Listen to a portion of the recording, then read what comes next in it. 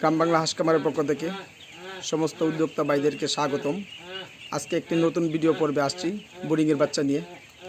আপনারা যে দেখতে পাচ্ছেন এগুলো সম্পূর্ণরা জিংডিং মহিলা বাচ্চা। যে এই বাচ্চাগুলা বছর 280 থেকে 300 ডিম দিয়ে থাকে। আর এটা বোর্ডিং হচ্ছে, এটার বয়স আজকে 15 দিন। এই বাচ্চাগুলা সম্পূর্ণরাই যে সরকারি হ্যাচিংয়ের মধ্যে যেগুলো লালন পালন হয় ওই বাচ্চাগুলা আপনারা যারা দেখছেন, এই জাতটা কিন্তু একমাত্র সরকারি হ্যাচিংয়ের মধ্যে সরকার এই ফুটায়। আর আমরা ওই বাচ্চাগুলা বোর্ডিং করছি এই জন্যই যে আমরা দেখব যে সরকারি খামারের হাঁসের মতো আমাদের হাঁসের জাতটা হয় কিনা। এই যে দেখেন সম্পূর্ণটাই হাঁসের জাত।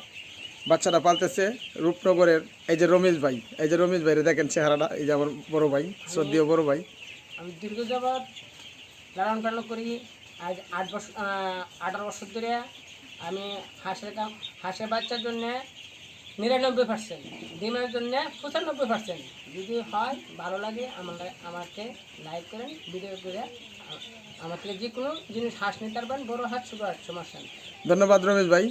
বিষয়টা হচ্ছে খুব খুশি হইলাম যে আজকে বহুদিন যাবত আপনি বাচ্চা আনেন, ব্যবসাটা করেন আর আমরা বাচ্চা দিই। যে আমার ভিডিওটা করার উদ্দেশ্য হইল যে আমরা যে এইগুলা লালন পালন করি এটা আমরা দেখাইতে চাইছি। এই জন্য আমরা বলবো যে অনেকে খাই ক্যাম্বেল পছন্দ করে, যে জিংডিং যে মানুষ ফালে ওই জন্য, কিন্তু মূলত হাঁস দুটোটা এক। অথচ ওই হাঁসটা যদি আমাদের ভারী এলাকার জন্য মিনিমাম 8 থেকে 10 হাত পানির নিচে এটা বুট দিয়ে শামুক খাইতে পারে। তবে খাই ক্যাম্বেলটা কিন্তু এত দূরে খাইতে পারে না। কিন্তু অনেকেই বুঝে না, খালি খাই ক্যাম্বেল যাবে, কিন্তু ডিম আবার ডিমের দিকে দুটোটা সমান। আবার ওই হাঁসটা হাঁটার দিকে শক্তিশালী, 3 কিলো 4 কিলো দূর থেকে হাঁটতে যেতে পারে।